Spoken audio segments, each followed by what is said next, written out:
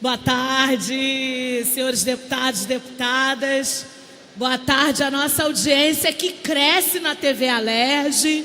Nós temos estimulado através de nossas redes que o cidadão e a cidadã fluminense acompanhe e monitore o trabalho dessa casa, se aproprie desse lugar de fato que deve e tem que ser a casa do povo. Saudar também quem nos acompanha nas nossas redes, saudar os alunos e alunas do Centro Educacional Anísio Teixeira. Tem que fazer barulho, essa é a nossa casa. Juventude tem que ser respeitada também, estudante tem que ser valorizado e respeitado. Então, vamos saudar aí a presença da juventude nessa casa. Quero também, senhor presidente, prazer tê-lo presidindo aí o nosso expediente final, me solidarizar com o deputado Alexandre Quinoploc, tijucano, do PSL, em relação à sua fala no Pela Ordem sobre a infeliz charge, né, na revista Veja. Isso me aproxima muito e me faz cada vez mais me solidarizar com qualquer tipo de violência simbólica ou concreta. Querido deputado Luiz Paulo, que arregimentou um fã na minha casa. Meu esposo é fã do deputado Luiz Paulo, assiste a todos os pronunciamentos.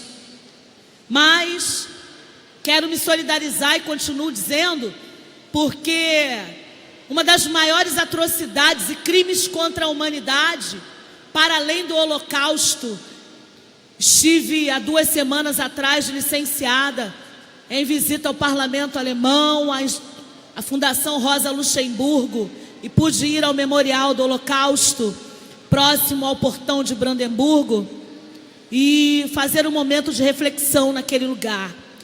Mas o maior crime, um dos maiores crimes contra a humanidade foi a escravidão negra e o sequestro dos corpos negros em África.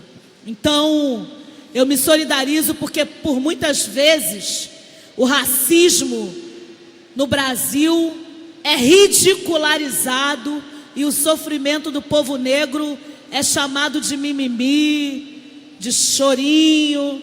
Então, nós temos muito que nos solidarizar com acontecimentos como esse. Mas minha fala nessa tribuna, nessa tarde, começa com 2 versículos do livro de Mateus, do Evangelho de São Mateus, no capítulo 5, no versículo 8 e 9, que diz: felizes as pessoas que trabalham pela paz, pois Deus a tratará como seus filhos. Felizes as pessoas que sofrem perseguições por fazerem a vontade de Deus, pois o reino de Deus é delas. Quero hoje fazer a minha fala fazendo menção aos 51 anos da execução do doutor, reverendo, ativista Martin Luther King, que também tive a oportunidade de visitar em Atlanta o Centro para a Não Violência Coretta Scott King e Martin Luther King, conhecer sua filha, reverenda Bernice King. Fazer a menção a esse pastor que foi um dos maiores líderes, precursor do movimento pelos direitos civis nos Estados Unidos da América do Norte. Um homem que prezava o respeito pelo diálogo, pela não violência, pela democracia e defesa incondicional aos direitos e às liberdades civis e individuais. Ele recebeu o Prêmio Nobel da Paz em 1964, em reconhecimento à sua liderança, à sua luta nobre contra toda forma de opressão, segregação e violência, pelo fim do preconceito racial nos Estados Unidos, que influenciou a luta em todo o mundo.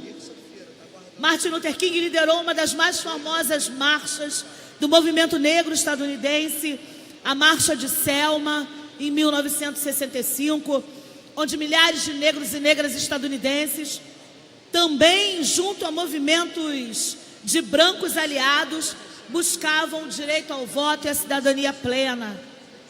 Assim como Martin Luther King, senhor presidente, senhores e senhoras, outras lideranças negras perderam a vida na luta e na defesa pelos direitos e liberdades incondicionais. Malcolm X, Abdias do Nascimento, Carolina Maria de Jesus, Conceição Evaristo, não viva ainda, mas precisamos reverenciar essa mulher que só aos 71 anos de idade teve reconhecida a sua genialidade. E hoje é um dos maiores símbolos da literatura e da escrita negra brasileira do mundo, que tanto nos orgulha. Carolina Maria de Jesus, Marielle Franco, tantos outros e tantas outras homens e mulheres negros e negras que lutam para fortalecer e reforçar, a partir das suas trajetórias, das suas histórias e memórias, a luta em defesa da cidadania e da democracia plena. A luta de Martin Luther King não terminou, mas ela segue nos inspirando para além da morte do seu corpo. Continuamos lutando, resistindo, produzindo, nos apropriando de todos os espaços e cada vez mais nós ocupamos espaços de decisão. A importância de vencer o racismo institucional, que brutaliza corpos negros, que desestabiliza emocionalmente a maioria social da população brasileira, que é negra, parda, não branca. É necessário que cada vez mais continuemos a ter aliados e aliadas nessa luta, deputado. Mas cada vez mais é necessário, deputado Luiz Paulo, que nós ocupemos os lugares decisórios. Não lugares de poder, porque o poder é efêmero, ele passa. Mas é importante que nós possamos imprimir as nossas experiências de vida, de segregação, de brutalização, das marcas do racismo institucional, que produz políticas públicas, como eu sempre digo, e não quero continuar repetindo, mas preciso, políticas públicas incipientes, precárias e descontinuadas, que são muitas vezes, e muitas das vezes, políticas de governo e não políticas de Estado. Que nós possamos ocupar esses espaços, continuar lutando para que ações afirmativas, como a conquista das cotas raciais, como a presença cada vez maior das mulheres negras nos lugares decisórios, em todos os lugares, em todos os campos, na produção de conhecimento, na construção de um projeto de sociedade que seja radicalmente democrático. Nessa tarde, uso essa tribuna para reverenciar a memória de Martin Luther King, reverenciar a memória de tantos ícones da luta e resistência, reverenciar o Winnie Mandela, que também se foi, e marca a luta contra o apartheid na África do Sul, ao lado de Nelson Mandela. Faço uso da tribuna para dizer que as nossas vozes não serão silenciadas. Agradeço a oportunidade que 40.631 pessoas, 630, porque eu votei em mim, né? Me colocaram aqui para poder não deixar que essas vozes caiam no esquecimento, se percam na nebulosidade da ausência de memória, que o nosso lugar de fala nessa tribuna também seja um lugar de memória, que evoque a luta e a resistência da população negra em diáspora. Muito obrigada, senhor presidente.